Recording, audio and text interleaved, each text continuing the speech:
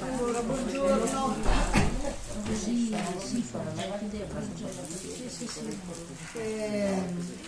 Pensavo che forse varrebbe la pena di fare un giro, diciamo chi siamo, perché alcune sono al terzo incontro, alcune al secondo, alcune è la prima volta che ci vediamo, quindi magari brevemente dire, cominci tu.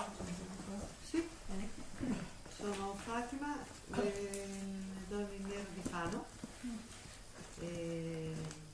Bene, anche noi abbiamo letto il libro e lo stiamo rileggendo per commentarlo insieme il gruppo di Fano e l'abbiamo già presentato nella nostra città e siamo venute qua appunto per approfondire insieme a voi su questo tema per poi divulgare e andare avanti, insomma.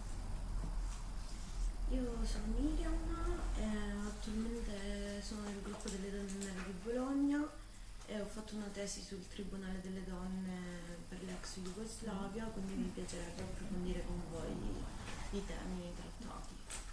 Tiziana delle donne nere di Fano. Silvia, io non appartengo al gruppo delle donne nere, frequento soltanto la libreria l'ultima domenica del mese. Io sono Elisa Del Re, non una di meno padre. Io sono Sandra e anche io le ho fatte sulle donne in nero di Belgrado e Padova all'università, quindi continuo a seguire quello che fanno. Io sono Antonina, sono una di meno e sono stata la volta scorsa, quindi seguo la continuazione. Io sono Carla, la prima volta che vengo, ma Antonina mi ha regalato il libro. Prego, anche io sono Carla, vengo dalle donne in nero di Fano, quindi ha già spiegato Fatima.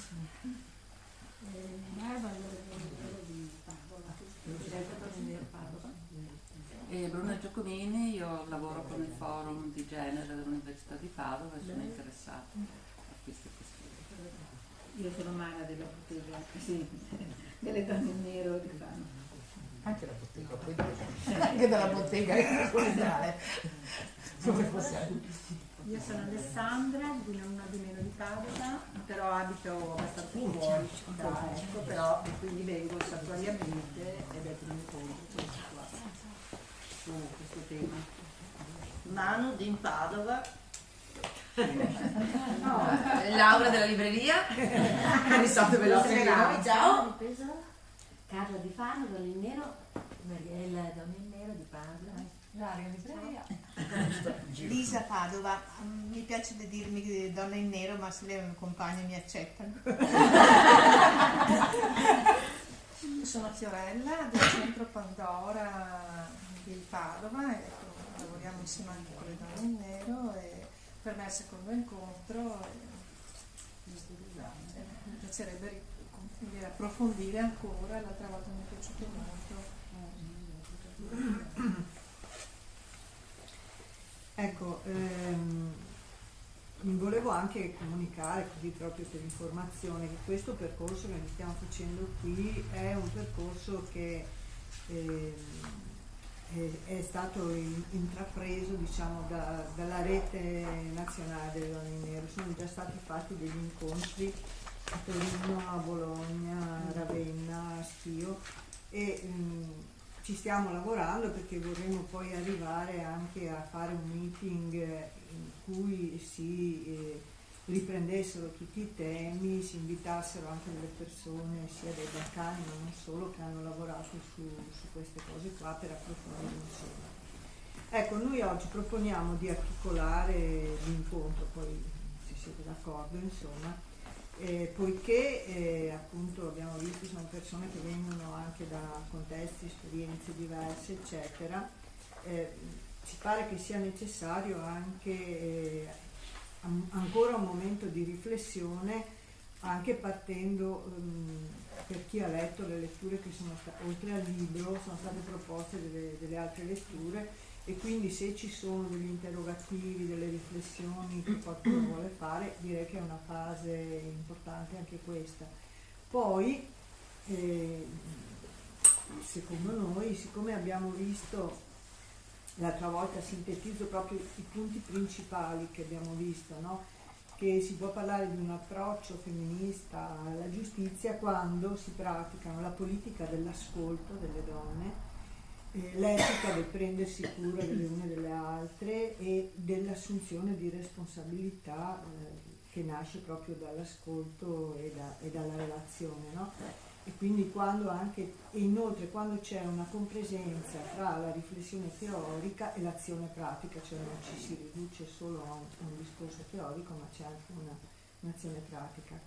E il Tribunale delle Donne che c'è stato a Sarajevo è riuscito a far diventare storia pubblica le storie individuali delle persone e abbiamo visto che questo accade, cioè le donne riescono a parlare, rompono il silenzio perché altre donne le ascoltano, le comprendono e questo genera in chi ascolta anche un cambiamento, una voglia di cambiamento e il fatto di assumersi la responsabilità di portare avanti un lavoro contro l'ingiustizia. Quindi noi una volta ci piacerebbe, chiaramente poi insieme si vede, che una volta approfondito, chiariti i problemi, gli interrogativi, le riflessioni, ci piacerebbe anche individuare a partire dalla nostra realtà quali sono le ingiustizie e le violenze che noi donne subiamo in tutti i momenti della nostra vita, nei rapporti personali, ma anche nel mondo del lavoro, nella società in generale, eccetera, no? E capire come dar voce e risonanza pubblica a queste persone e a queste ingiustizie, come creare una rete di sostegno che crei uno spazio, un ambiente in cui le donne si sentano di parlare. Sappiamo che questo sta già accadendo fortunatamente tante cose, però sappiamo anche che c'è ancora molto silenzio, molta difficoltà perché i problemi sono tanti. Ecco, questo era un po' quello che noi pensavamo molto brevemente di proporre. Io aprirei la discussione partendo un po' da cosa appunto se abbiamo ancora qualcosa rispetto alle letture fatte, agli incontri fatti, se abbiamo degli interrogativi, delle riflessioni che vogliamo condividere. Quindi ecco, la parola.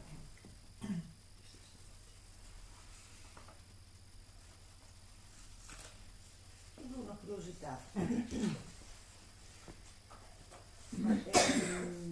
Gli uomini coinvolti in quegli atti di violenza che sono stati denunciati, chiaramente da quanto ho capito non sono nominati con nome e cognome,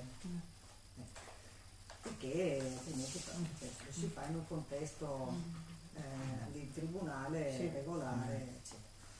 Però ci sono anche altri modi per individuarli. Ecco, volevo sapere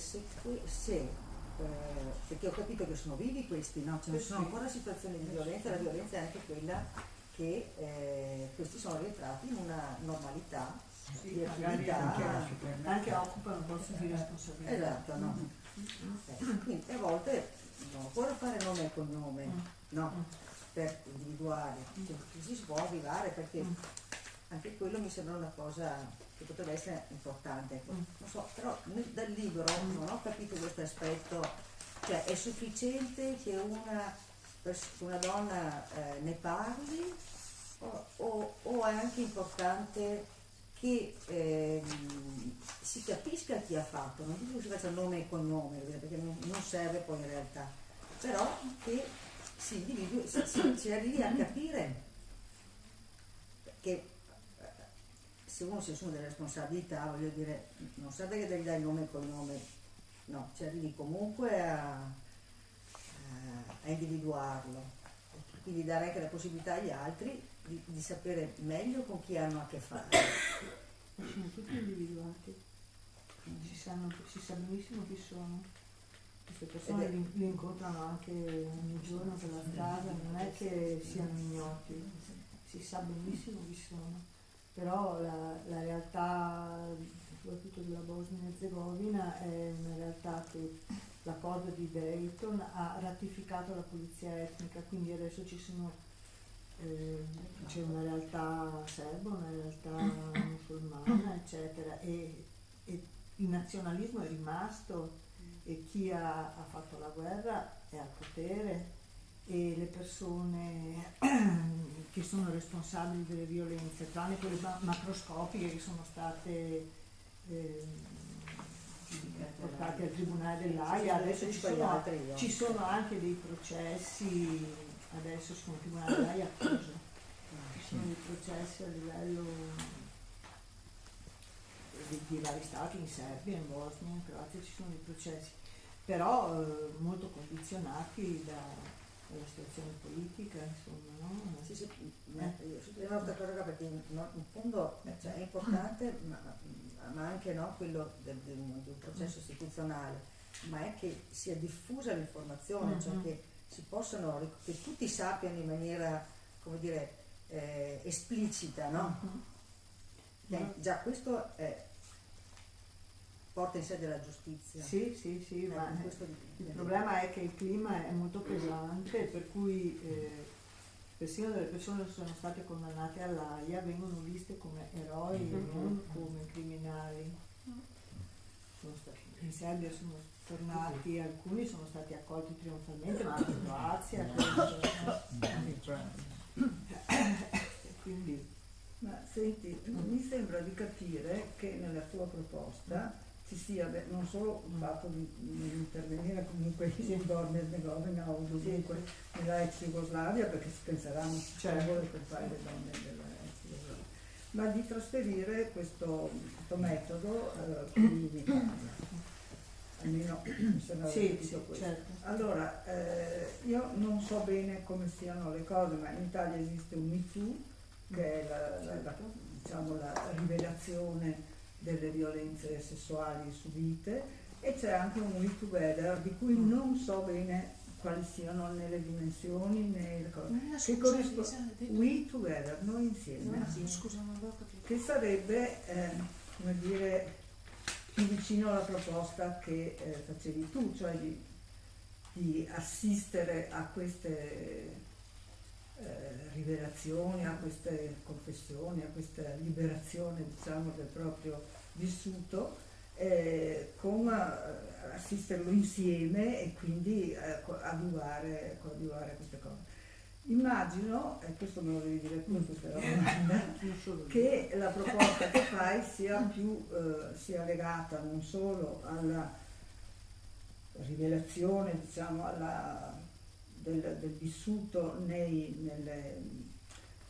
da un punto di vista dei rapporti sessuali, ma anche legata ai rapporti di lavoro, al salario, eccetera, insomma, ai rapporti di potere che in qualche maniera in maniera precisa coinvolgono le donne in Italia. Ecco, mi domando se questo è quello che dici, come si potrebbe non moltiplicare le varie situazioni organizzative che, se ho capito bene, sono anche un po' fragili, insomma, sono un po', e invece convogliarle in un'unica iniziativa, insomma, cioè in questo come si collocano le donne in nero in questa proposta? Stiamo lavorando, non è che abbiamo già le soluzioni e le ricette, no? La prima cosa che abbiamo pensato, però voglio dire, possono parlare anche altre persone, è quella di individuare intanto quali sono gli ambiti in cui ci sono più ingiustizie nei confronti delle donne. E giustamente, come dicevi tu, questo del Me Too è già un grosso passo in avanti, perché è prendere la parola e sentirsi inseriti in un contesto di ascolto, no? Però sappiamo che ci sono anche molte altre realtà, quindi adesso il discorso è creare i contatti, pensiamo per esempio tutto il discorso delle donne migranti, dove prendere la parola è abbastanza difficile, il discorso delle donne vittime di tratta, di schiavitù sessuale. E poi ci sono tante altre situazioni, per esempio le discriminazioni sul lavoro, non tutte sono sindacalizzate o c'è tutta una fascia di lavoro nero, di sfruttamento, eccetera. Il problema è la difficoltà, ma l'obiettivo anche è quello di riuscire a creare dei contatti. E noi per esempio avevamo cercato di metterci in contatto con un'associazione di donne vittime della tratta e abbiamo capito che hanno una situazione talmente pesante di lotta, di continua, di difficoltà, di problemi, che hanno detto sì, apprezziamo il vostro cosa, però noi per il momento non ce la facciamo, cerchiamo di andare avanti perché gestiscono delle case, hanno dei problemi. E questo è indice proprio di una difficoltà molto grossa, di sofferenze, di trovarsi in una difficoltà proprio a parlarne. Loro dicono noi adesso dobbiamo cercare di vivere, di uscire, quindi è un lavoro impegnativo, insomma. Siamo consapevoli che è un cammino difficile, però ci pare che valga la pena, insomma, perché quello che abbiamo, se nei Balcani in una situazione terribilmente drammatica, perché queste donne ne hanno non solo la violenza sessuale ma proprio ne hanno viste di tutti i colori e sono riuscite a rompere questo silenzio, a creare questa rete, ci si può provare se non altro. Sì, la mia perplessità, scusate, tanto certo. In realtà è che forse è più facile quando la violenza è terrificante e in un certo momento scoppia perché non posso vivere così, e invece la banalità del male, della quotidiana violenza che uno ormai ha anche imparato a accettare, per esempio le donne che accettano salari inferiori, perché è vero. A me viene sempre detto, ma in Italia ci sono i contratti, non si può andare. Non è vero che ci sono i contratti, intanto, cioè, non sempre ci sono i contratti. E quindi lì i differenziali salariali ci sono e sono forti e si accettano. E quindi anche questo rompere questa accettazione della normalità, della violenza che si fa anche sulle proprie capacità, sulla remunerazione del lavoro, ma questo è solo un piccolo esempio, insomma, ma su tantissime cose anche nei rapporti interpersonali nelle famiglie, insomma, questo forse è più difficile, per quello ti dicevo che forse il metodo bisognerebbe utilizzare quelle che hanno già rotto qualcosa. Sì, bisognerebbe coinvolgere e indirizzare di volta in volta, secondo me, il discorso su un tipo di violenza, di ingiustizia, sì. Cioè dire per prime noi questa è ingiustizia, non so come dire, perché se aspettiamo che sia uno dice no, ma c'è sempre chi ne ha subite di più grosse, perché poi c'è anche quel problema, effettivamente è vero, tante volte uno dice beh, la violenza è un'altra cosa, no? E invece forse bisognerebbe, secondo me, capire come strutturare la cosa e poi riproporla su temi diversi, di volta in volta coinvolgere direttamente delle persone che conosciamo, chiamare a raccolta anche tutte le altre che comunque si sentono, però essere noi le prime insomma, penso che conosciamo delle persone che hanno lavorato sull'ingiustizia nel mondo del lavoro, così per prime, che magari fanno un po' e però fare una chiamata collettiva, però bisogna avere un'idea chiara di come lo vogliamo chiamare, di come lo vogliamo nominare questa cosa, di come la vogliamo strutturare, di come, per esempio io nel libro ho trovato interessante il fatto che si parlasse di forme di riparazione simbolica. Che quindi appunto lo scopo non è condannare nessuno, giusto? Non è comminare pene o attribuire colpe, ma è piuttosto assumersi tutti una responsabilità, no? e secondo me c'è da riflettere su cosa intendiamo per riparazione simbolica, perché quella può essere la cosa che forse avvicina le persone che, come dicevi te, probabilmente di loro iniziativa non si sentirebbero magari chiamate in causa o spinte a partecipare, no? Quindi questa secondo me è una cosa su cui bisogna proprio riflettere, ecco. Bene, però c'è anche un altro aspetto rispetto a quello che sta accadendo nei media oggi. Sta accadendo? Che sta accadendo nei media attraverso Twitter, attraverso i siti, eccetera. L'esperienza di Jugoslavia, ma non solo, anche le altre esperienze dei tribunali delle donne e dei popoli che si sono succeduti finora, ti dice che il lavorare in presenza è un'altra cosa. Ovvero, tu puoi sapere dalla televisione, dalla radio, da internet la confessione di una donna la quale parla nel vuoto, nel senso che davanti a sé non ha altre donne che l'ascoltano. Allora il fatto della presenza secondo me è una discriminante non soltanto per lei, ma anche per chi ascolta, che può interagire. Allora, proprio l'altra sera alla riunione di Non Una di Meno era stato citato il caso di questa donna di Vicenza, la quale ha denunciato di aver subito delle molestie sul luogo di lavoro, è andata in tribunale e il responsabile di queste molestie è stato assolto perché è stata una goliardata.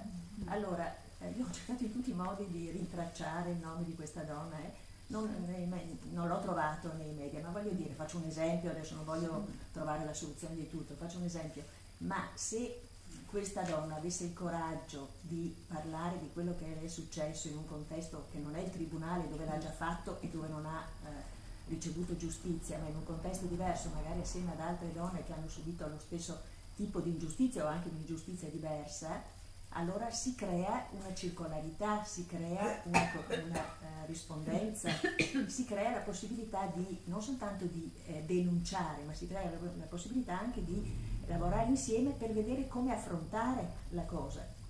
Per cui sicuramente avere a che fare con queste iniziative oggi del MeToo, che peraltro in Italia è molto arretrato tra virgolette rispetto ad altri paesi, e anche questo bisognerebbe ragionare del perché in Italia sono ancora così poche le donne che hanno il coraggio di assumere la parola e di annunciarla, ma non soltanto prendere contatto con queste, ma anche creare uno spazio, un tempo, un momento, un'opportunità perché quelle donne che non vogliono denunciare, sappiamo anche la stessa violenza sessuale, vediamo che le percentuali di quelle che denunciano sono pochissime e non possiamo neanche dargli torto, visto le torture a cui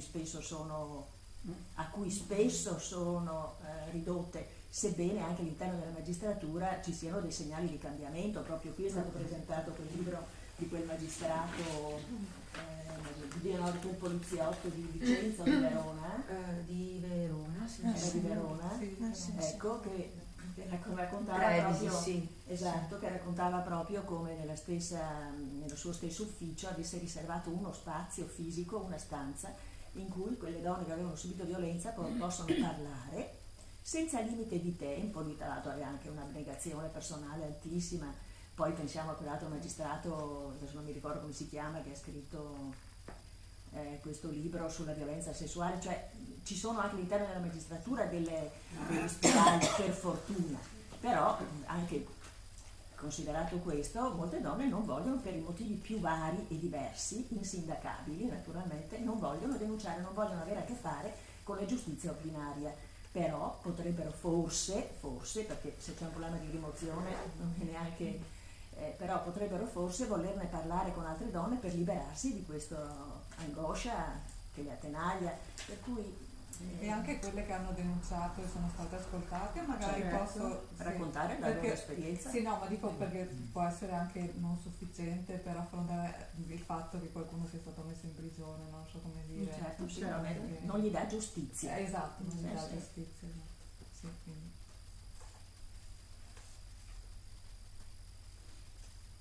Sì, l'altra sera si parlava anche di questa donna che ha denunciato in ospedale il fatto che dopo aver partorito è stata messa in una stanza con una donna malata di tumore, un'altra, cioè in una situazione in cui la sua gioia o il suo legame Uno che aveva perso il bambino. bambino. Sì, sì. E si diceva appunto che altre sono passate attraverso queste storie, non hanno avuto modo di denunciare sulla violenza ostetrica, per esempio, anche qua si apre veramente. Conosciamo anche noi storie terrificanti proprio. Sì. Sì, quella è proprio una roba di cui non si parla. E anche questo forse, come dire, sì, diventa anche più facile forse presentarsi in ospedale, vuol dire provare ad andare dove queste donne vivono queste situazioni e fare una proposta come quella appunto di troviamoci e parliamone. Io volevo dire che su questa cosa mi agganciavo delle violenze in ospedale, cioè così mi è capitato almeno 2 donne di sentire che avevano deciso insomma di interrompere la gravidanza e cioè, hanno avuto delle situazioni pesantissime, insomma, ecco, anche con conseguenze psicologiche pesanti, per dire, eccetera. No, ce ne sono a riflettere anche su questo campo qua, proprio di brutte. Ecco. Però rispetto a quello che dicevate prima dei luoghi, no?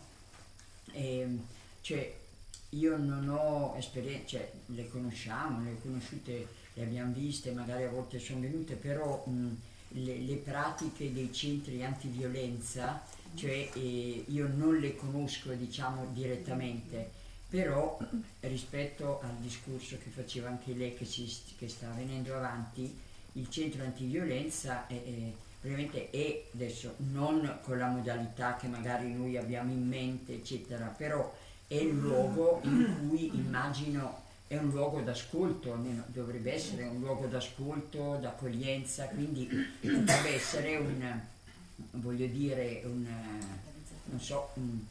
delle compagne di strada rispetto a questo, quantomeno di confronto, sempre. Cioè io penso che è una cosa difficile, però una cosa importantissima questa, come tipo di impegno, come tipo di lavoro, e questo che dicevi Ilaria, mi sembra,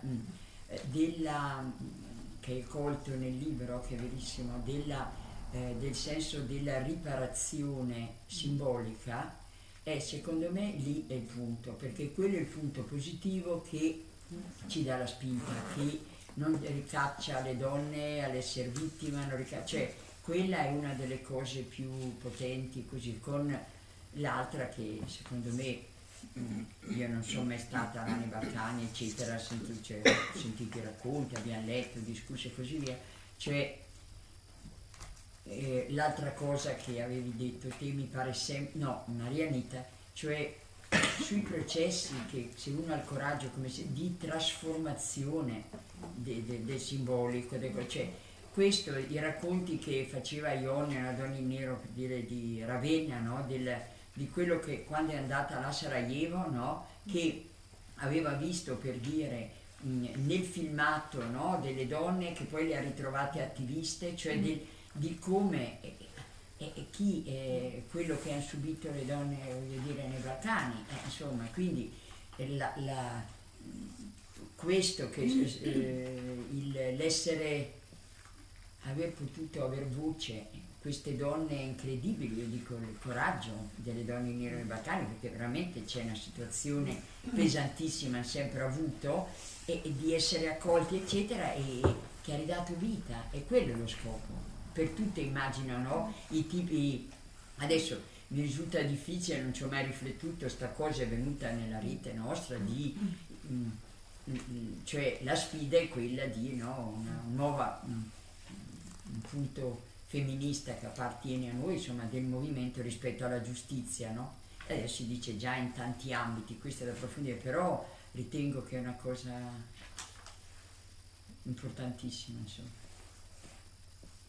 Volevo dire, sul proposito dei centri antiviolenza, il centro antiviolenza ci ha chiesto, siccome per loro è difficoltoso venire a questi incontri di domenica, ci hanno chiesto un incontro, che sono interessate e lo faremo prossimamente con loro, con chi ci lavora eccetera. Adesso ci sono già guardate il video, hanno preso, perché sono interessate a questo discorso, quindi ci sarà una forma di contatto, ecco, con loro.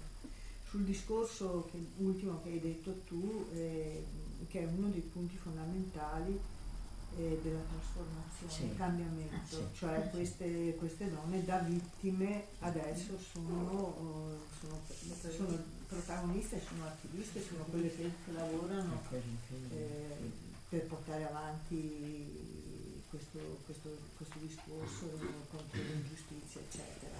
E questo è fondamentale perché se uno rimane, c'è il rischio anche di essere rivittimizzate, no? Perché molte volte, per esempio, la situazione politica portava, come anche da noi, insomma, a prendere la vittima e a metterla lì per portare avanti un certo tipo di usarla, insomma, no? E quindi uscire da questo ingranaggio è estremamente importante. Però per me, sì, volevo sottolineare un'altra cosa, sì è vero, però secondo me, almeno per come l'ho percepita io, il cambiamento più grande, oltre a chi parla, è proprio di chi ascolta, che viene in qualche modo chiamato in causa e non può più far finta di niente.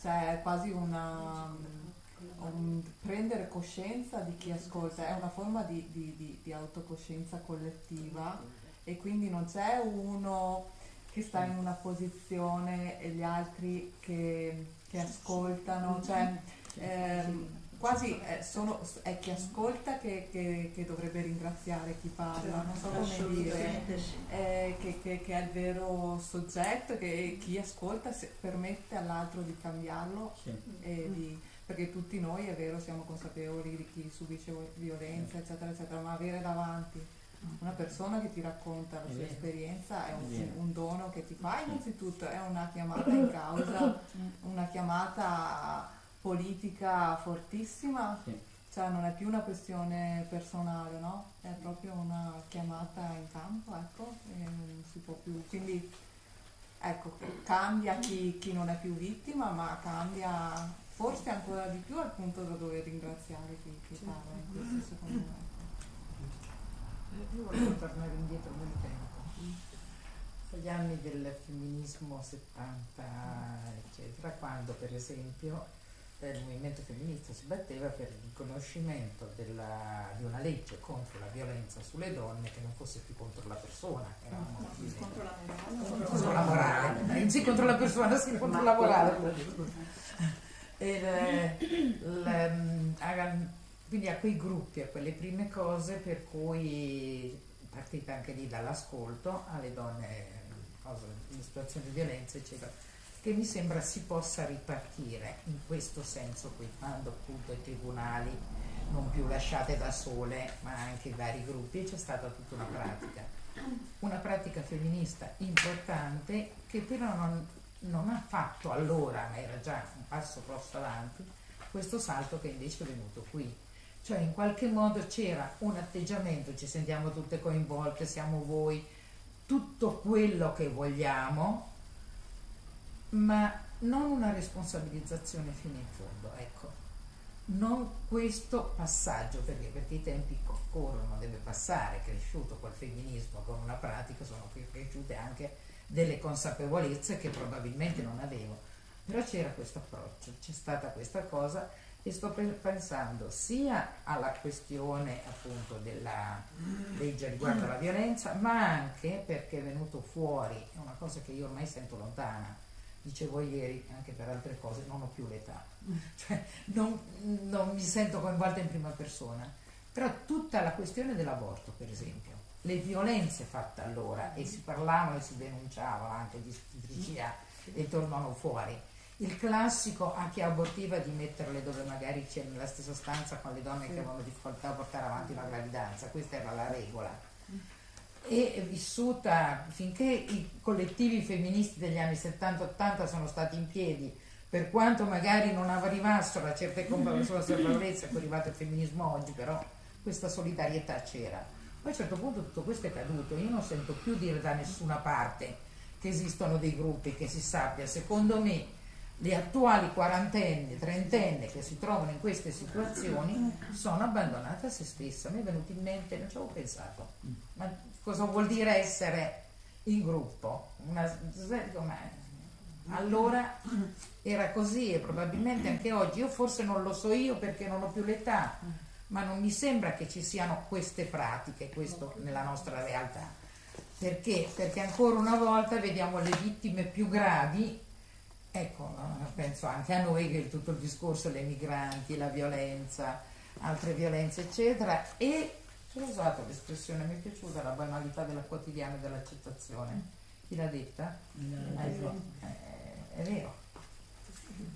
Veramente l'ha detto Anna Arendt? Sì, no, Anna Arendt lo so, però dicevo mi è piaciuta calata qui questo.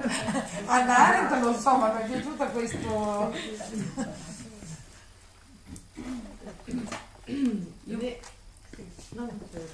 No, volevo fare una domanda così un po' da esterna, perché io ho partecipato allo scorso incontro che mi aveva molto colpito e volevo chiedervi come intendete la questione della giustizia, perché se si parla di giustizia non ci si muove, era una cosa che mi pareva sottolinearsi Ilaria anche nei suoi interventi indirettamente, soltanto nella dimensione della denuncia, del prendere la parola in pubblico, della lotta contro la violenza, eccetera.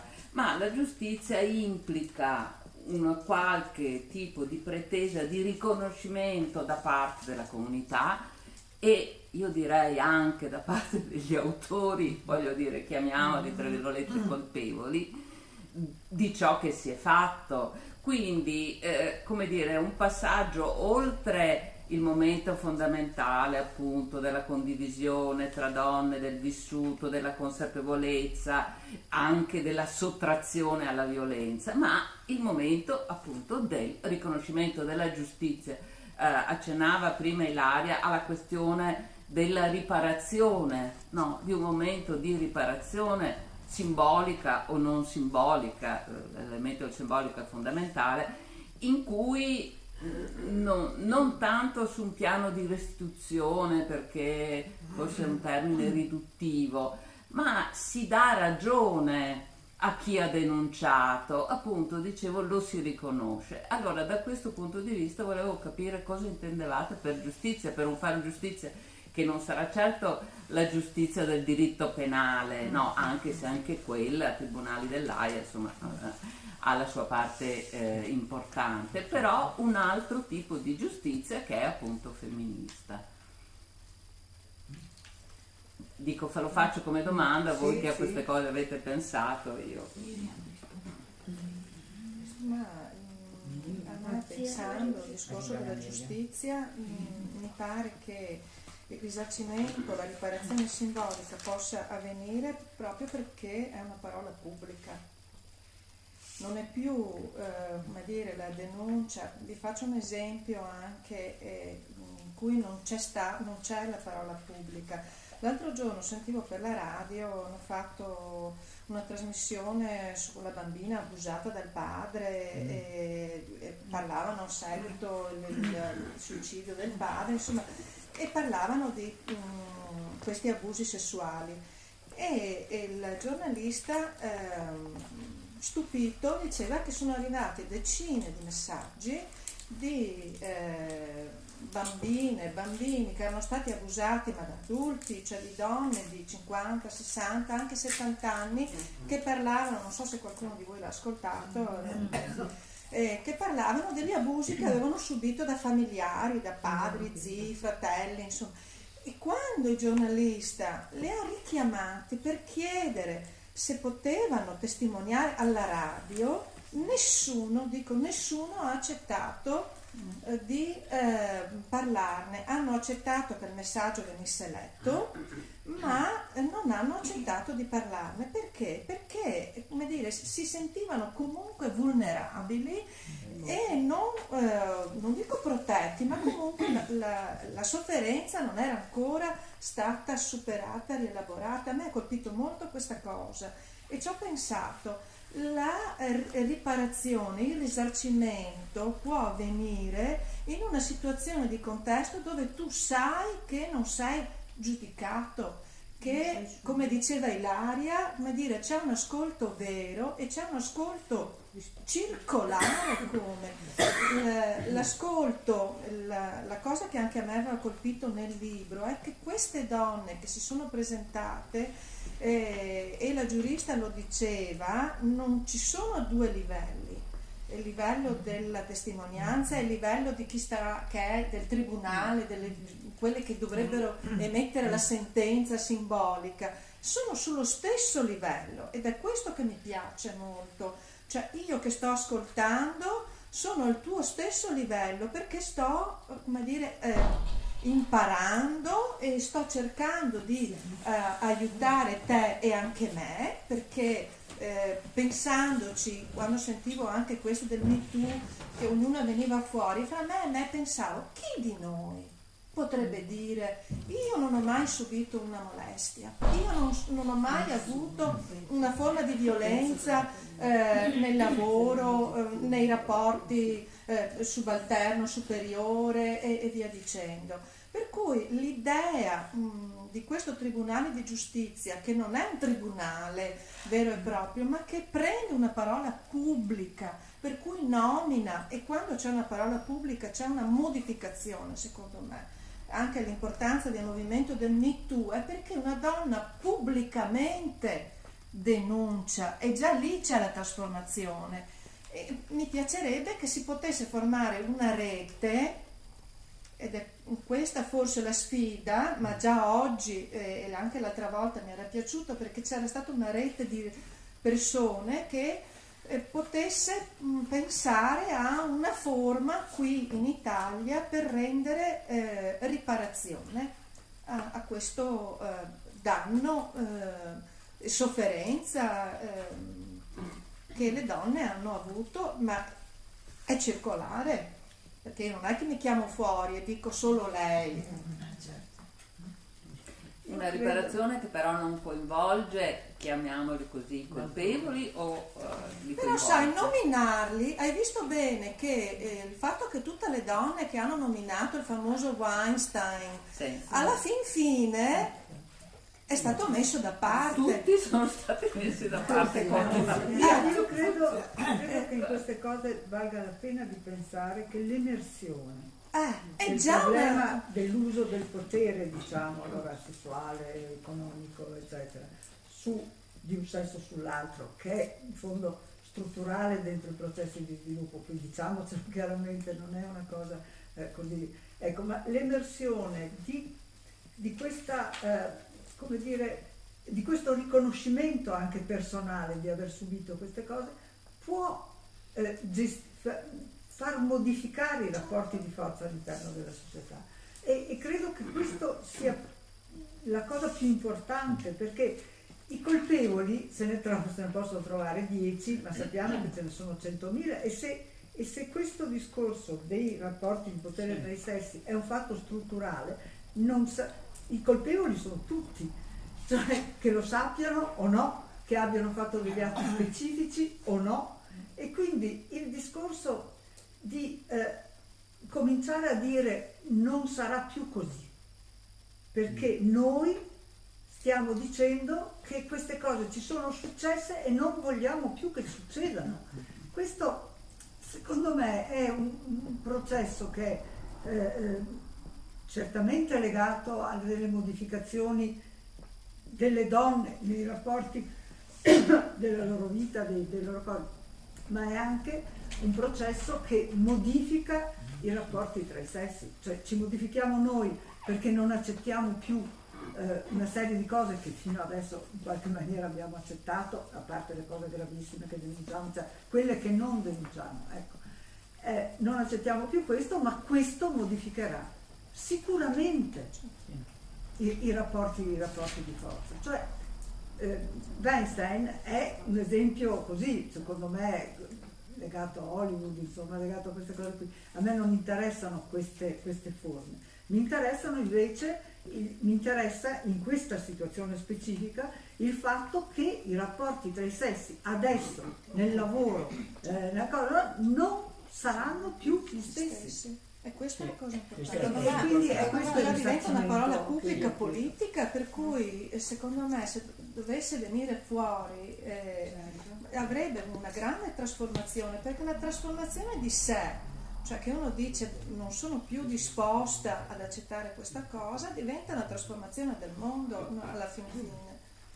Sì, infatti pensavo allora alla riparazione allora come qualcosa in ottica futura, e allora questo ci sta, no?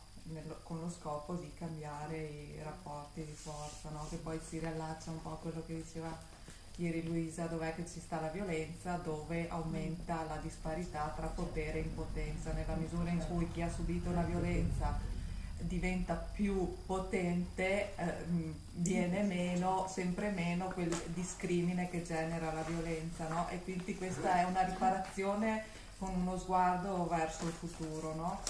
E però poi c'è la riparazione rispetto a quello che uno ha vissuto, e secondo me bisognerebbe anche chiedere a queste donne cosa significherebbe per loro una riparazione, e quindi immaginare e quindi la riparazione potrebbe essere ancora una volta chiedere a loro cosa intendono, come si sentirebbero, perché alla fine sono loro quelle che hanno subito queste ingiustizie, e renderle partecipi di un nuovo pensiero sulla giustizia, cioè non semplicemente rendere pubblico, ma non è semplicemente il dirlo, ma è fare qualcosa con la loro esperienza, cioè valorizzarla all'interno di un pensiero sulla giustizia di cui loro stesse sarebbero partecipi, perché altrimenti non lo possiamo immaginare se non abbiamo le testimonianze di queste donne, no? Non possiamo dall'alto dire per loro la riparazione sarebbe, cioè io non so, secondo me potremmo anche rimanere stupite di quello che loro intendono come riparazione, chissà. No? E quindi renderle partecipi non solo di un ascolto, ma di qualcosa di ancora più attivo, di immaginare insieme anche a loro cosa vuol dire giustizia, perché io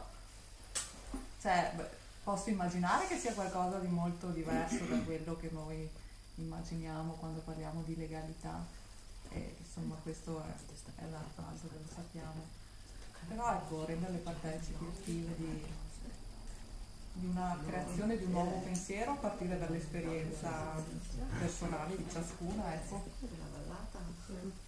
Io?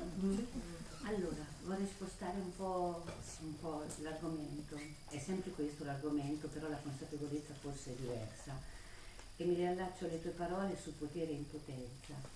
E non so, ma penso che molte di noi frequentano strutture per richiedenti asilo, tutte al femminile, non so, io perlomeno le frequento.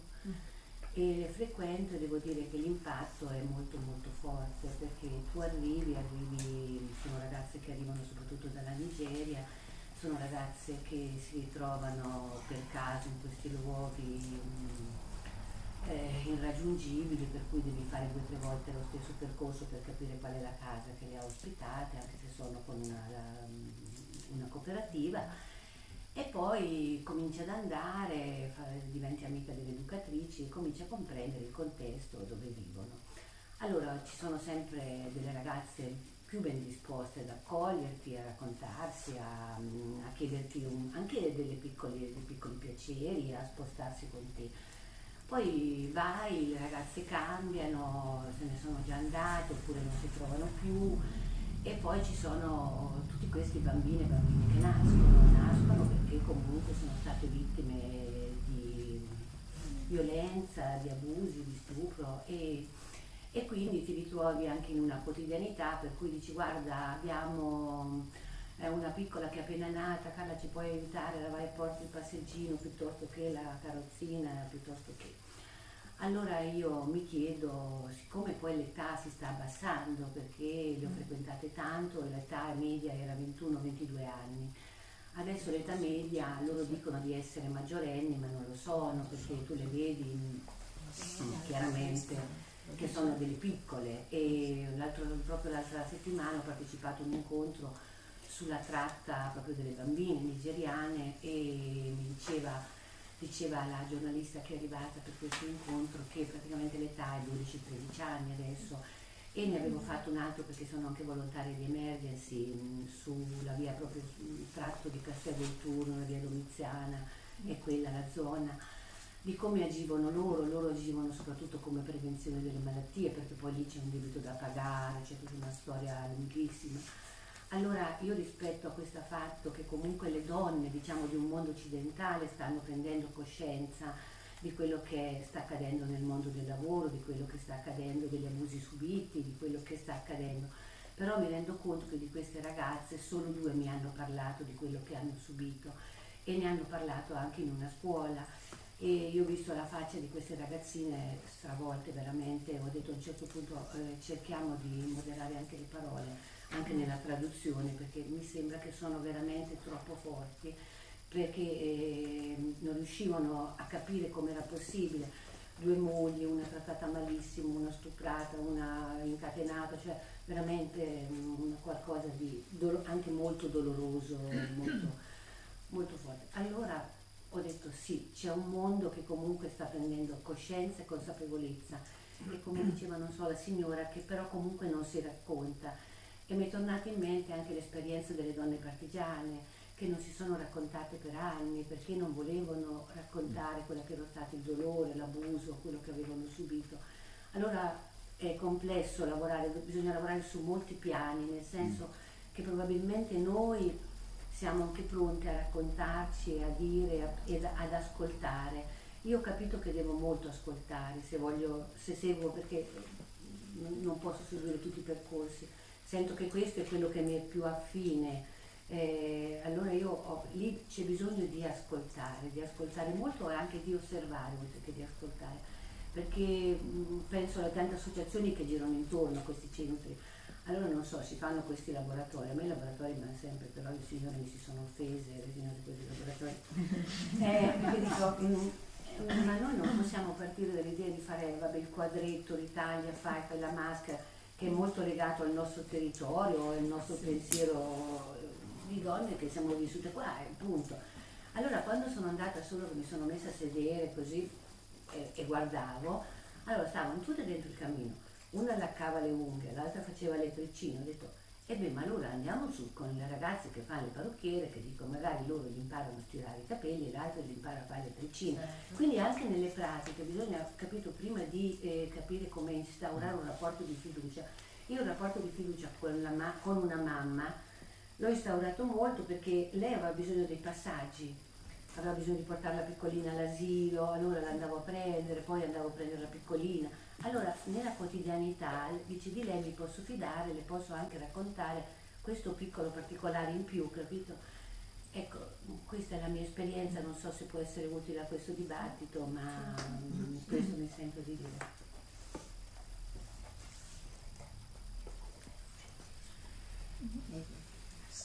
Io volevo riprendere un po' le fino di quello che è stato detto finora, perché davvero gli argomenti sono stati tantissimi finora, la voce, dagli esempi, scusate, il tono parecchio basso, dagli esempi sulla violenza che abbiamo illustrato, ma anche tutte le particolarità dell'approccio che abbiamo visto nel libro sul Tribunale delle Donne. Volevo riprendere un po' il discorso che faceva Ilaria, soprattutto su chi ascolta riceve un dono. Questa è stata una frase che ci ha detto una delle organizzatrici del tribunale, ringraziando nell'incontro una testimone bosniaca. Il processo di costruzione del tribunale è stato molto lungo perché non erano delle partecipanti, non c'era un approccio da imporre o da fornire, da ascoltare soltanto le testimonianze. Era un percorso da costruire congiuntamente. La riparazione che viene illustrata nel libro è la riparazione, quel senso di riparazione che le testimoni hanno voluto hanno voluto costruire insieme alle attiviste, insieme alle accademiche, in un percorso di parità di conoscenza, di compresenza di analisi teorica e di attivismo e di pratiche, ma soprattutto di decostruzione di ogni gerarchia delle sofferenze stesse, non la violenza sessuale più grave della discriminazione sul lavoro o la violenza che ho subito in ospedale è pari alla violenza che ho subito da mio marito. La situazione in Bosnia, in tutta l'ex Jugoslavia, era molto grave perché c'era un'imposizione nazionalista dell'essere nemiche. Quindi loro, più che pensare a una ricostruzione del futuro, sono partiti dal presente, quindi dalla realtà.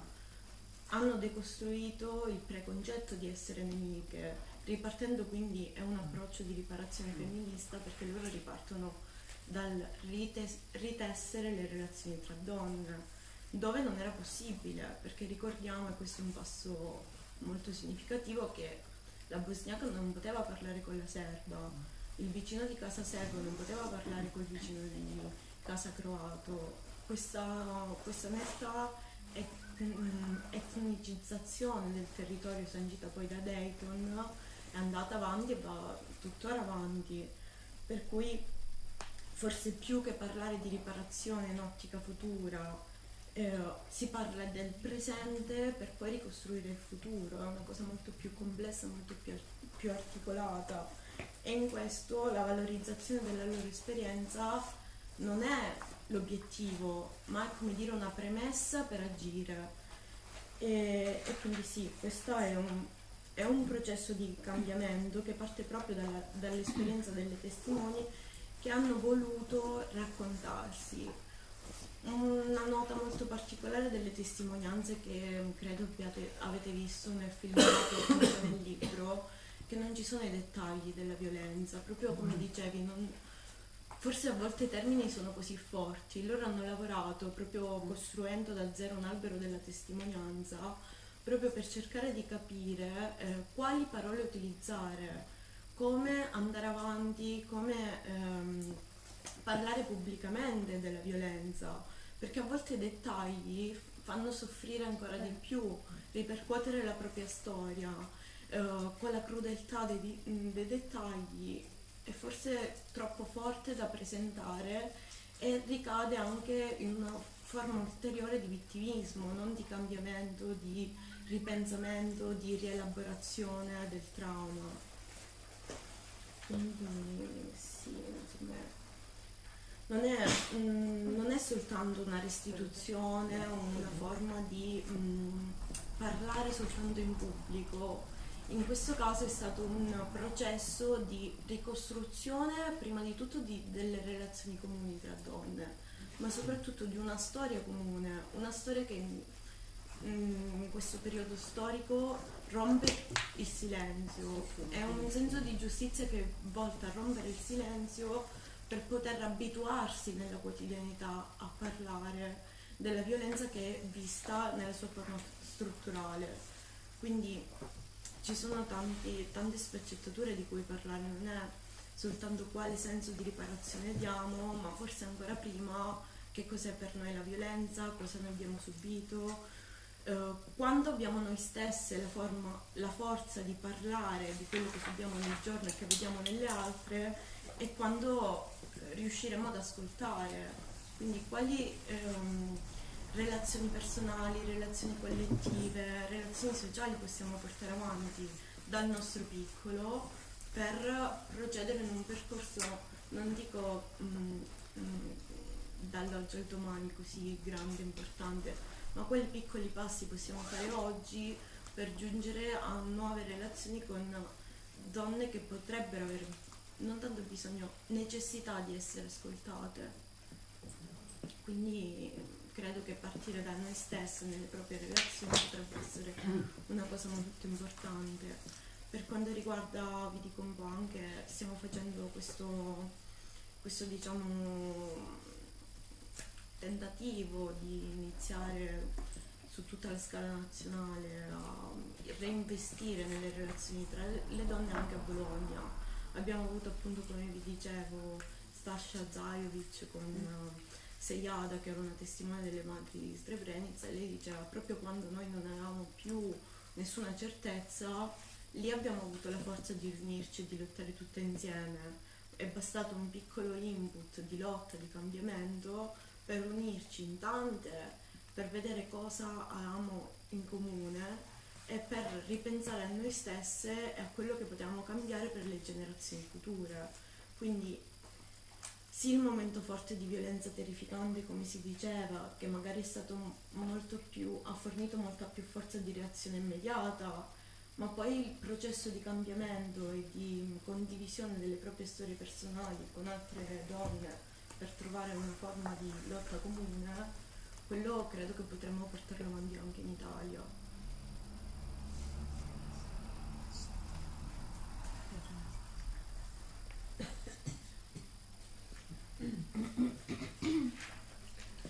Non so, noi abbiamo iniziato per esempio a fare questi incontri con un po' tutte le associazioni che ci sono nel territorio, sì, non una di meno, il centro antiviolenza di Bologna, la Casa delle Donne per non subire violenza, ma anche quelle associazioni storiche che si occupano magari di altri temi, non strettamente di violenza quanto di valorizzazione delle relazioni delle donne, e quindi magari di solito organizzano più iniziative volte alla scoperta di libri, di filosofie che non sono propriamente pratiche ma più di stampo teorico, di unire le proprie conoscenze e le proprie relazioni per formare qualcosa di più grande a piccoli passi.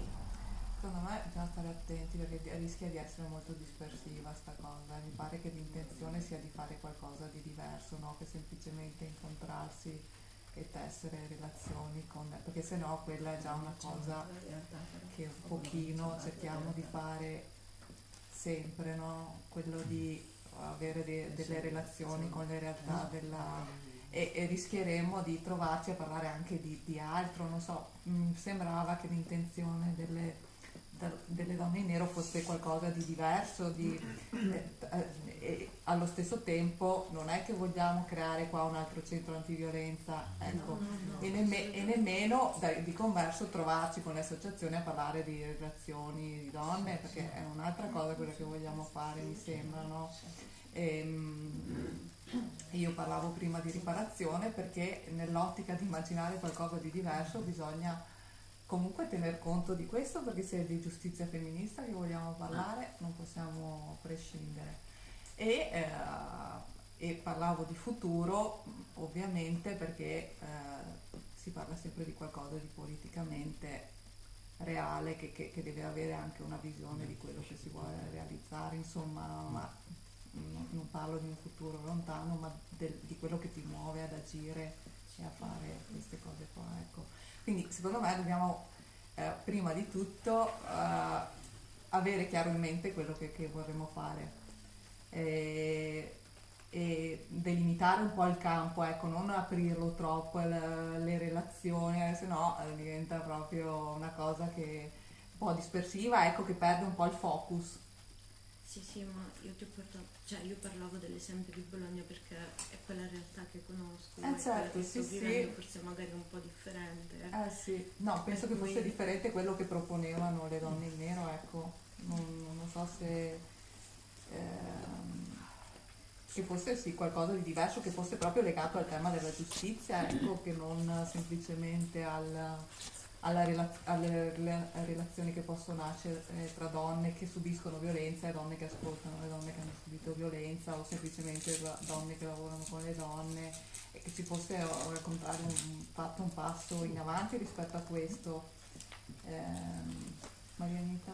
No, io dico, il problema è un po' quello della metodologia, no? Sì. E non dobbiamo dimenticare che per esempio nei Balcani hanno lavorato 5 anni per arrivare a questo, e in questi 5 anni c'è stato un grosso lavoro di forse in questo intendeva Viviana le relazioni, no? Di donne che lavorano insieme e che imparano a lavorare insieme, ad ascoltarsi, perché poi cioè queste donne erano molto diverse tra di loro, venivano da contesti diversi, poi anche mettere insieme le accademiche, le teoriche, eccetera, con le donne che avevano subito la violenza, eccetera. c'è stato un lavoro molto molto lungo e faticoso di conoscenza, di ascolto tra le persone, in questo senso le relazioni, no? Sì, là poi era una situazione. Certo, e quindi secondo me è vero, bisogna avere chiaro dove vogliamo arrivare, ma anche come vogliamo lavorare, perché è fondamentale questo. Quindi secondo me noi siamo in una fase proprio di inizio in cui un po' alla volta si vede che passi, quali passi fare, eccetera. Certo che il tema centrale più che la giustizia è l'ingiustizia. L'ingiustizia è da questo che loro sono partiti, hanno messo al centro questo. Tornando alla domanda che lei ha fatto, no? A me ha colpito a Sarajevo che alla fine una delle donne, diciamo, di queste teoriche che facevano parte della giuria, eccetera, ha detto, rivolgendosi ai testimoni: voi eravate invisibili, adesso nessuno può più negare quello che avete detto, no? E questa era la prima forma di giustizia che si fa, il fatto di riuscire, perché questo dire le cose vuol dire mettere in movimento il cambiamento in chi ascolta e in chi viene informato di queste cose. Uno dei grossi lavori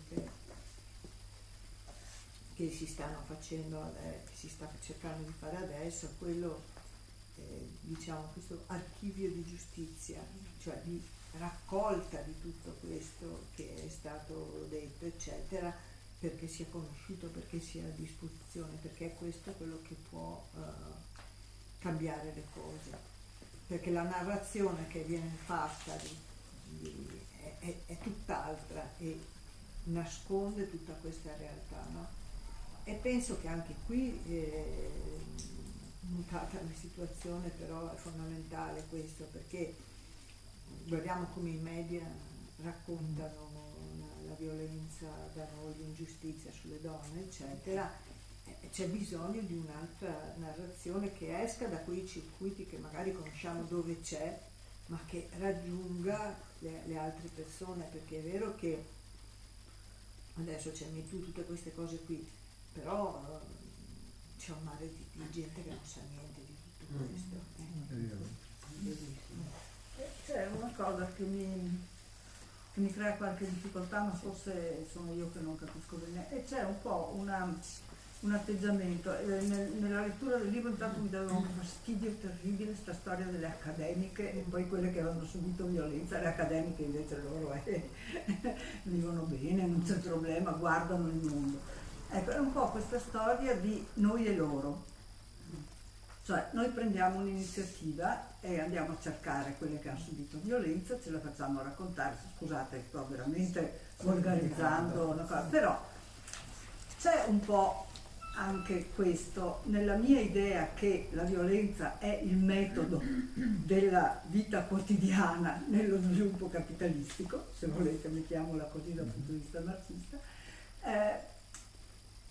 Non c'è un noi e un loro, cioè che poi la quantità la qualità della violenza sia diversa, sia percepita diversamente, ci siano delle capacità acquisite o sociali di resistenza più forti, meno forti, eccetera, ci mancherebbe, insomma, le disuguaglianze esistono anche tra donne, non è che... però per noi qui, ecco, noi come siamo un comitato che va a cercare quelle che hanno subito violenza, non ho capito, oppure troviamo un altro metodo, insomma, ecco, non lo so. Radicalizzo, mi rendo conto, siamo agli inizi, quindi è tutto da costruire probabilmente, però prendiamo conto anche di questa sensazione che ho, insomma, un po'. E quando dico we together, dico noi insieme, insomma, non solo noi sosteniamo quelle che hanno subito violenza, apriamo la possibilità di un discorso, ma noi stesse siamo dentro questo circuito che dobbiamo far scoppiare in qualche maniera. Ecco, questo mi interessava dire. Penso però che sia proprio il fatto stesso di riconoscere che tutte noi in modo diverso, a livelli diversi, con strumenti e risorse diverse abbiamo da affrontare delle forme di violenza, che ci dà la forza anche morale di dare la parola, o di cercare di dare parola e cercare uno spazio perché chi ancora non parla e chi subisce senza rendersene conto, oppure le compagne di questa donna di Vicenza di cui parlavo prima, ad esempio, hanno condiviso l'idea che fosse una goliardata, quindi allora anche parlare con queste, per riuscire a parlare con queste donne, faccio solo un esempio, non è che mi voglio appuntare, è interessante perché più persone di noi hanno consapevolezza delle forme di violenza che subiamo e più forti siamo tutte. Quindi io non mi sento una missionaria se vado a cercare qualcuno che sia disposto a dare la sua testimonianza. Io cerco una persona che dia forza anche alla violenza che io subisco, mi capisci? Poi c'è anche da dire, guarda, l'età media qui dentro è anche piuttosto alta, quindi per esempio nella violenza nel posto di lavoro ormai noi siamo tagliati fuori rispetto al posto di lavoro, quindi abbiamo bisogno assolutamente, se vogliamo affrontare quello, di entrare in relazione, in contatto con chi sta vivendo queste cose, perché noi sappiamo perché le leggiamo, qualcuno di noi ha avuto un'esperienza diretta, però magari ci sono i nostri figli che le stanno, quelli che sono ancora qua, che le stanno vivendo. Però credo che sia inevitabile questo momento, ma a partire dal fatto che la riconosciamo lo sostrato comune, quindi non mi vergognerei di fare quella che va a tessere relazioni, soprattutto rispetto al mondo del lavoro, rispetto per esempio alla prostituzione, alle donne straniere. È chiaro che bisogna entrare in relazione con chi già se ne occupa, con chi sta tentando, con chi ha voglia. Sì,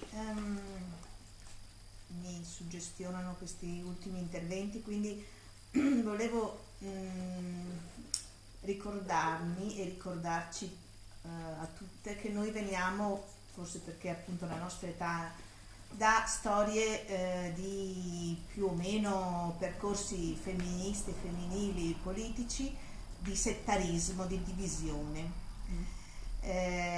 Una cosa che mi fa star male comunque sempre oggi è che per esempio in Italia di questi argomenti si occupino, se non ora quando, non una di meno, il sindacato per conto suo, e non riusciamo come al solito a parlarci a partire dalle relazioni. Quindi parliamo sempre di relazioni, però poi ognuna si arrocca nella sua storia personale e facciamo molta fatica. Ecco, per cui per me è sempre importante ripartire dal tessere relazioni per arrivare poi distante, perché altrimenti poi ci fermiamo sempre.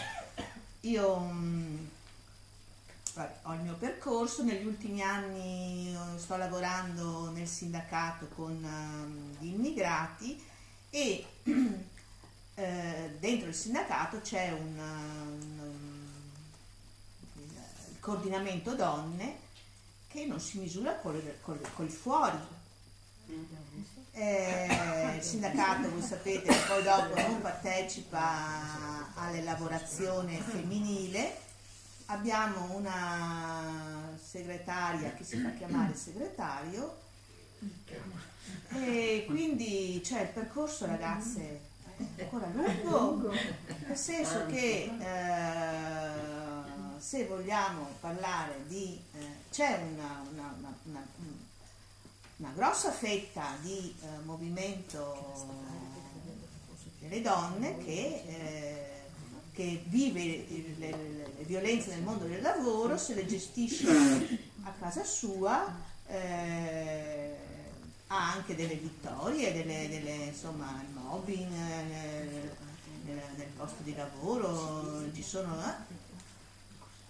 non si confronta con l'esterno, non se ne sa più di tanto, per cui Cioè io credo che sia veramente molto importante ripartire da sé, e tutte le volte che mi confronto mi rendo sempre conto che ripartire da sé è sempre fondamentale, e anche in questa occasione credo che dobbiamo far parlare queste varie realtà che si occupano di femminile e che continuano a non parlarsi. A me mi viene in mente un'esperienza, vabbè, io ho fatto attività sindacale dentro la mia azienda, che era una banca, una cassa di risparmio, quando diversi anni fa, adesso sono stati una ventina, si parlava di introdurre nel contratto integrativo il part-time, che non c'era ancora dentro la nostra azienda. E quindi, avevamo un dirigente del personale e abbiamo fatto un incontro con questo dirigente appunto per introdurre il part-time, perché era una necessità, diciamo, più femminile, più delle donne che degli uomini, no? Così. E quando siamo andati a parlarne, io non ero presente, c'erano le mie due amiche e colleghe che erano lì, questo dirigente ha incominciato a dire che per voi avere il part-time è come avere un orgasmo. Quindi ha messo in relazione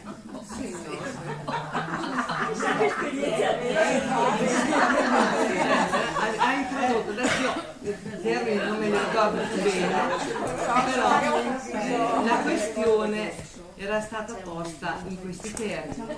Le mie due compagne che erano lì erano rimaste sconvolte da questa terminologia, da questo modo di fare, sono uscite dalla riunione. Io mi ricordo, ci siamo incontrate alle 9 di sera, proprio lo stesso giorno, io mi hanno chiamato, ma sai cosa c'è successo di qua di là?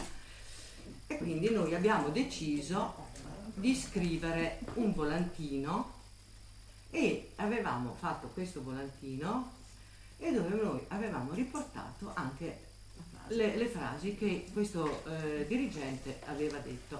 Adesso dopo non la faccio lunga, comunque non potendoci mettere il nome, cognome, Fatima, abbiamo chiesto al sindacato, che in quel caso era la CGIL, e avevamo all'interno la CGIL e la CISL, e quindi abbiamo fatto un incontro con i rappresentanti sindacali. Anche noi eravamo della CGIL, non è che ne fossimo esterne, però eravamo state presenti noi. Abbiamo chiesto l'incontro alla CGIL e alla CISL di pubblicare questo volantino con le due unità, no?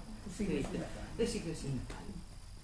Sapete quanto ci abbiamo messo per riuscire a pubblicare, perché loro assolutamente, due uomini, ma abbiamo dovuto fare l'incontro con le donne della CISL, noi le abbiamo messe in campo tutte perché facessero pressione qua e là, non volevano assolutamente che noi riportassimo, cioè per carità, altri tempi, però alla fine noi abbiamo costretto il nostro segretario della CGIL a pubblicarlo solo come CGIL, perché assolutamente noi non volevamo farla passare liscia a questo cavolo di dirigente, e abbiamo fatto esplodere una bomba dentro la banca, una bomba, perché finalmente ci siamo riuscite, e il dirigente, che non aveva molta buona fama, non credo che sia stato il nostro volantino, ma comunque a distanza di qualche mese è stato silurato, è andato via.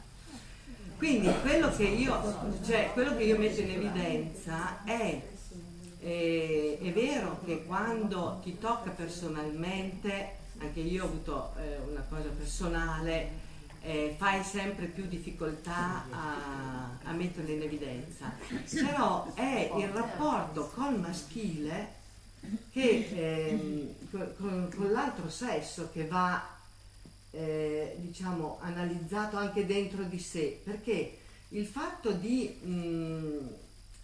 voler essere che dentro di te sia resa giustizia per la sofferenza che hai vissuto, per tutto, è una cosa legittima e va e deve essere, diciamo, evidenziata. Però alle volte quello che succede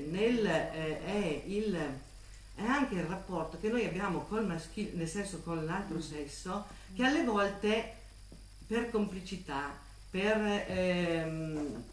non dico nei casi della violenza estrema, ma nei casi in cui appunto si parla di violenza nel luogo di lavoro, chi di molestia, no? Che ti dice cavolo, ma questo è uno stronzo, io ti metto sulla pubblica piazza e voglio vedere, no? Cioè, voglio dire, io lo posso fare perché sono arrivata a un livello di coscienza che me ne frego altamente di quello che poi può succedermi, perché tanto te sei il testa di cavolo. Però anche lì è tutto un processo, quindi la questione da porre è proprio il processo, è trovare dei modi perché le donne prendano coscienza, perché oggi con il fatto dell'emancipazione, che noi siamo uguali agli uomini, cioè questa piccola cosa che sembrerebbe porta un po', ha portato un po' a frenare piuttosto che a lanciarsi verso, non è che io devo mettermi fare le guerre agli uomini, però quando si tratta di svelare quello che mi ha determinato, dovrei avere il coraggio di svelarlo, e questo anche nel luogo di lavoro. E poi noi avevamo la possibilità, abbiamo avuto sempre un luogo dove andare a discutere, perché sentivamo la necessità del luogo di andare a parlare. Veniamo da questa storia che questo luogo che è fisico, come diceva lei, in presenza, perché quando cioè nel femminismo si dice facciamo politica in presenza, perché ci dobbiamo toccare mano con mano.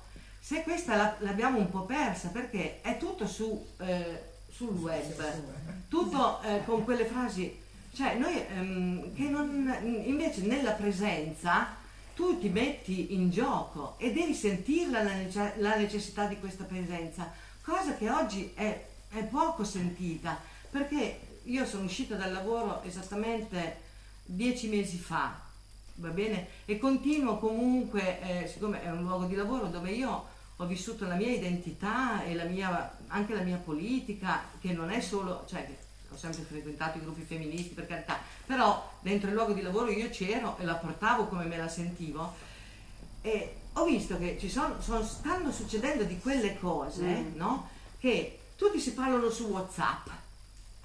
Allora, chi mette la faccina, chi mette il dito, chi mette... ma mai nessuno invece esprime una opinione, un pensiero ben preciso. Noi siamo state costrette a dire ma cazzarola, facciamo un'assemblea, perché sennò non viene fuori il senso. Quindi secondo me c'è una parte che va, e dopo finisco, la parte nostra qual è?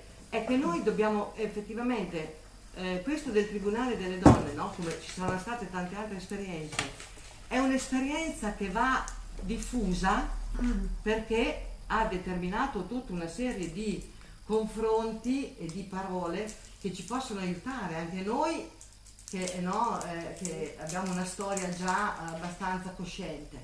E quindi questo qui è un processo che va fatto, e penso che più riusciamo a farne e più magari riusciamo a trovare. E quindi questa è una cosa.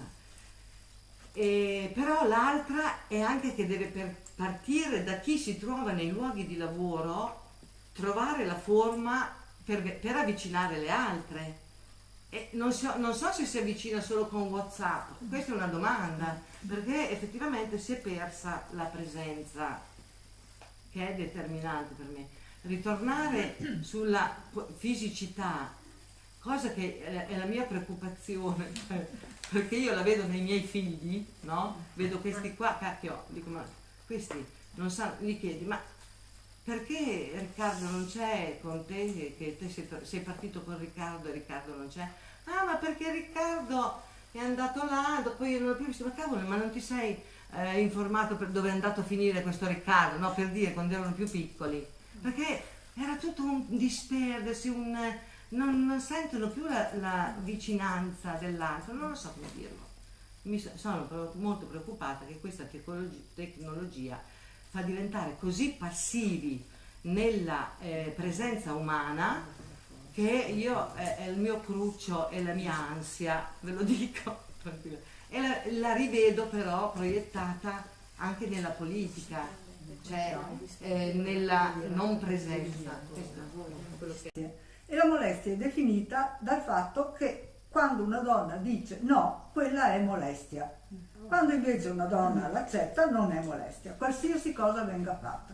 Allora, se una donna denuncia al tribunale che gli ha dato una pacca sul sedere, perché questo è o parecchie pacche sul sedere, anche ingiurie. Ecco, vabbè, ma forse anche solo una pacca sul sedere, denuncia il tribunale dicendo no, io non voglio che questo mi tocchi, vuol dire che lei dice no, e il tribunale dovrebbe, visto che ci sono anche questi codici di condotta, io sono andata a spiegarli in un sacco di comuni, perché sono proprio codici di comportamento in cui si dice guardate, voi non sapete cos'è una molestia, ve lo dico io, quando una donna dice no, punto. Allora, cominciare anche a dire queste cose ci permette forse di trovare chi dice porca miseria, ma è vero, insomma, io subisco delle cose, ho sempre paura che... No, quando tu dici no, dovresti essere tutelata. Cari signori giudici, guardate che se la vostra è comunque una amministrazione della giustizia, ci sono delle cose che non vi impegnano nel vostro giudizio, ma che dovreste tenere conto nei vostri giudizi. Cominciamo a dire questo, non lo so, insomma, ma entriamo anche in queste... Secondo me il problema prima di tessere relazioni è avere in mente cosa vogliamo fare. Poco da fare, cioè prima di coinvolgere delle persone dovremmo dirgli noi vogliamo fare questo, cioè mi sembra preliminare avere un'idea in testa da proporre, quindi è assolutamente imprescindibile prima di coinvolgere chi che sia, anzi gli altri secondo me poi gli altri insomma si verranno coinvolti da questa cosa prima che noi dovremmo immaginarci, ecco, di cosa fare, di avere in mente appunto, perché sennò diventa un po' difficile coinvolgere appunto altri senza così.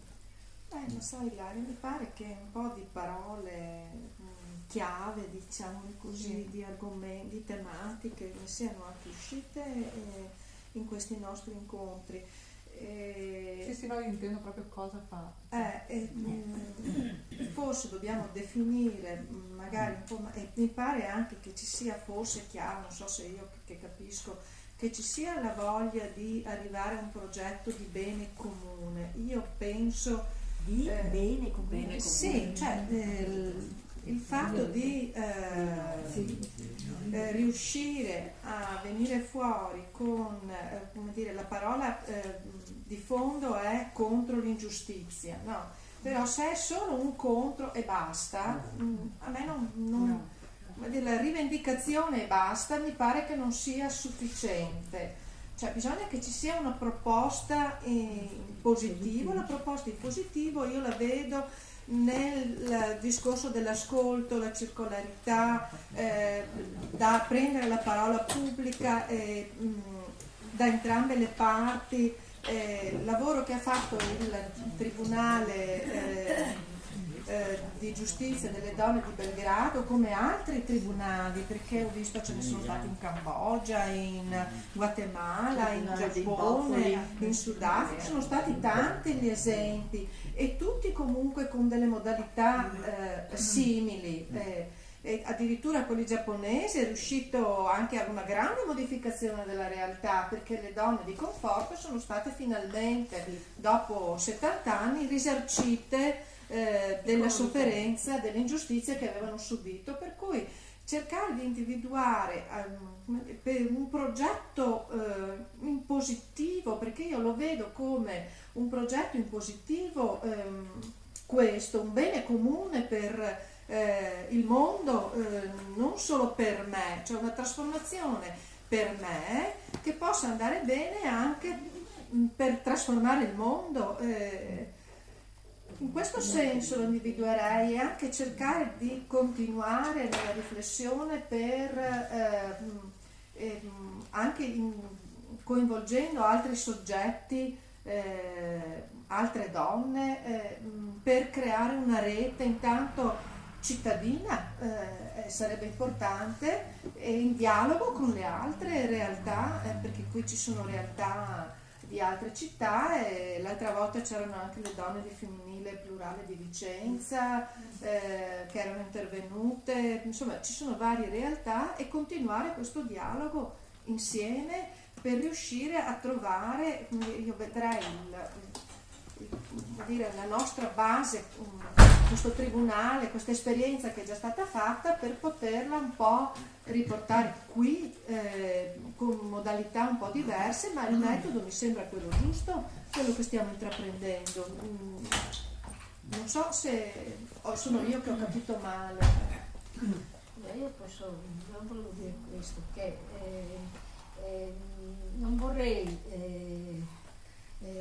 si corresse il rischio di, nella ricerca di comunicazione con le altre, di sfiancarci, insomma, come è già successo per altre esperienze, nel senso che abbiamo sempre fatto, almeno come esperienza così del gruppo delle donne in nero, insomma, abbiamo fatto sempre questo tentativo di comunicare, di invitare le altre realtà, e devo dire, insomma, la verità, insomma, quello che sappiamo, sono sempre stati dei tentativi falliti, nel senso che la risposta non c'è stata, ma non perché noi abbiamo dei preconcetti, può darsi che ce li abbiamo, o perché le altre, ma perché probabilmente così non funziona, cioè non mette in moto niente questa cosa, questa sensazione qui. Quindi io non vorrei continuare in questa, anche se ritengo fondamentale coinvolgere gli altri, perché sennò che ci siano tutti, per cui secondo me c'è la necessità di individuare un atto, qualcosa che in questo momento rompa, anche perché la mia sensazione è che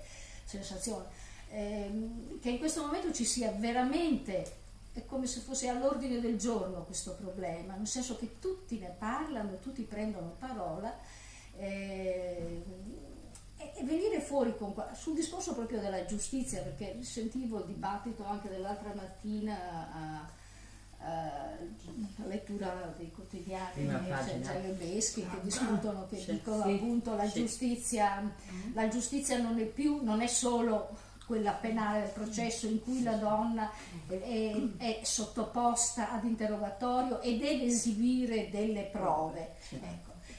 Quindi appunto la risposta era: non è possibile sempre avere questa risposta delle prove, per cui è mi pare che ci sia proprio questa cosa. Quindi secondo me bisognerebbe che avessimo il coraggio di individuare un atto che dica chiaramente veniamo fuori con le ingiustizie. Noi vogliamo fare questo. Sì, ecco, veniamo fuori, vogliamo raccogliere queste ingiustizie, vogliamo porre, non so. Sì, bisogna immaginarci qualcosa prima, perché andare in cerca di non so, cioè, serve sì, però però bisogna avere qualcosa. Sì. No, io sono d'accordo su questa cosa, perché me la sono chiarita adesso, stamattina, non ce l'avevo chiara prima. Nel dibattito così mi pare che sia così. Poi il dibattito di chiarimento con le altre realtà, l'approfondimento teorico secondo me che ci deve essere, però deve esserci qualcosa che faccia non so, un gesto o un'iniziativa che faccia. E qui bisogna mettersi a pensare concretamente su quello che vogliamo fare. Spero anch'io che questo sia preliminare, perché sennò coinvolgere altri su cosa? No, ma poi coinvolgere gli altri certo, ma poi gli altri si devono sentire chiamati. Esatto. Quindi possiamo mettere in piedi un tribunale, anche noi, nel senso un tribunale di chiamata per denunciare le ingiustizie che si vivono Una nel corte mondo di del lavoro. giustizia. Sì, magari proprio titolarlo così. Non lo so, no, adesso mi è venuto da dire. So che le cose non funzionano così linearmente, No. sentiamo gli appelli alle associazioni, No, discutiamo, mettiamo insieme, no, succede sempre qualcosa di sì. o imprevisto o qualcosa che Sì. no, insomma, non lo so. No. Comunque secondo me c'è una differenza, Barbara, È vero, lo quello che hai cercavo. detto i riferimenti al passato, c'è una differenza, perché una cosa è mettere in piedi un'iniziativa e mandare una mail per informare tutte le associazioni chiedendole di venire, altra cosa invece è individuare un referente e dire possiamo incontrarci domani mattina io e te e parlare di questa cosa, sei interessato, voglio dire, la modalità che questi del centro antiviolenza hanno escogitato, cioè quello di un incontro in questo momento sarà bilaterale tra noi donne in nero e loro, a me pare interessante e mi pare anche utile per rapporti futuri, quindi non un appello generico, ma voglio dire, se io devo pensare di confrontarmi con il problema della violenza delle donne straniere, il percorso necessariamente è quello di andare lì, di guardarle in faccia. Ecco, cioè, non ci sono l'appello.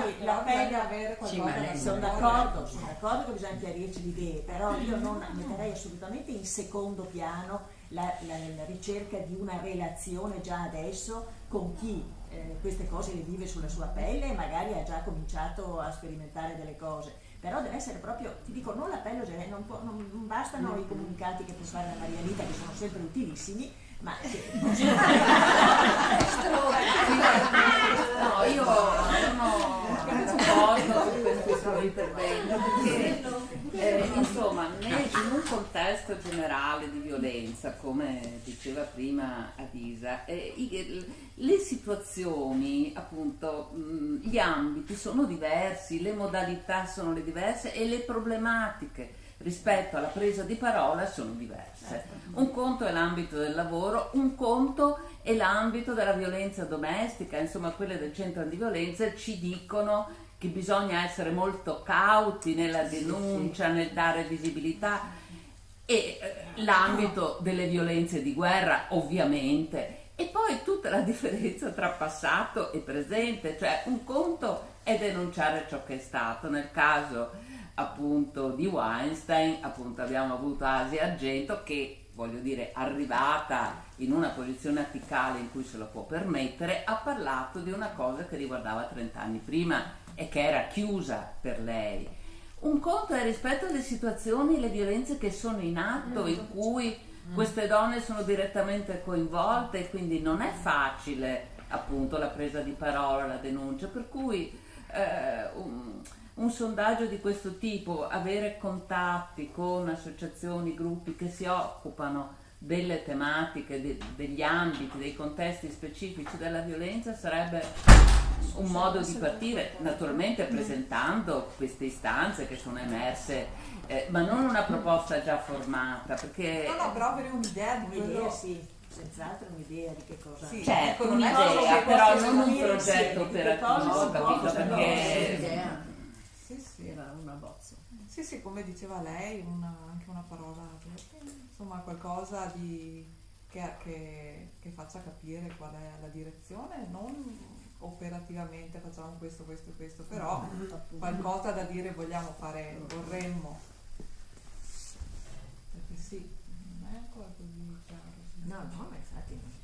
E io volevo solo aggiungere una piccola cosa su quello che aveva detto la Del Re prima, su questo un attimo, cioè mi trovo d'accordo su queste ultime cose dette, no? Cioè in questa parola che uno va a dire, secondo me sarebbe importante proprio anche da una presa di coscienza di noi stesse, cioè di quello che le violenze che questo tipo di società capitalistica in cui viviamo, no?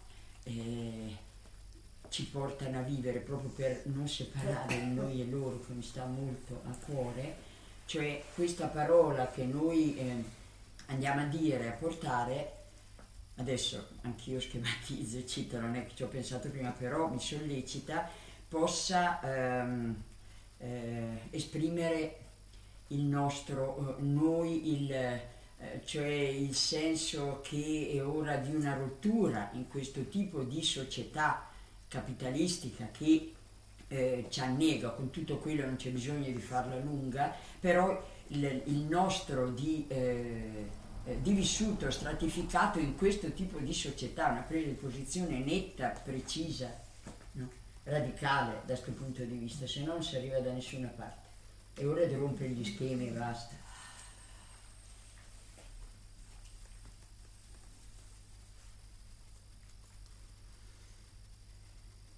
Vabbè, dai, saranno i compiti per casa per la Sì. prossima volta.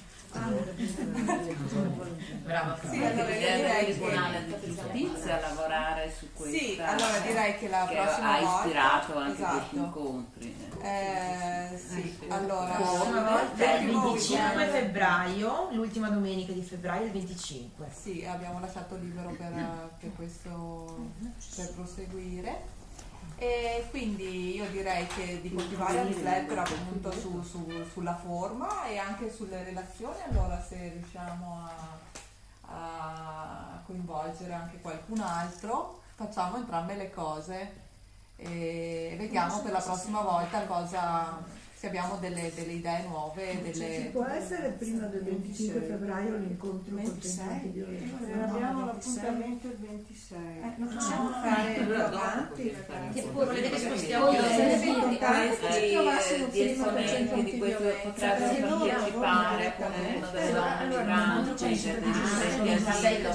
No, il calendario, se facessimo la domenica di marzo, allora occasionalmente, che così almeno avremo anche la... Perché queste donne che sono state contattate loro hanno e la domenica sarebbe il 25, però occasionalmente possiamo fare la domenica di marzo, così almeno capito hanno anche il 4. Non credo che abbiamo niente noi. Ok, allora facciamo il passaggio. Allora facciamo il 4 marzo. Che così è il giorno delle elezioni. Vabbè, no, prima 5 minuti a votare.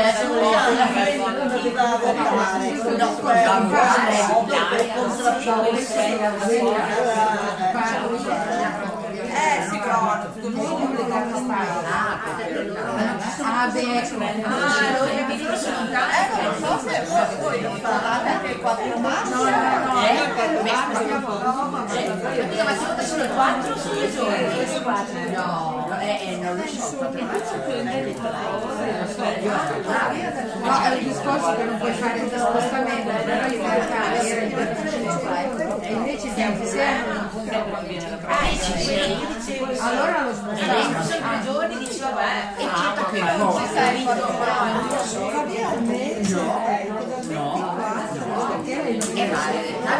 Perché ne fai uno al giorno? Facciamo la domenica dopo. Sì, domenica dopo e invece quando ritorni il tema di Anita non ti arrabbiare, primavera una data no, decidete voi. Cosa c'è qualche buono qua? Si sarà fare fatica loro da fuori se riescono a venire, però non so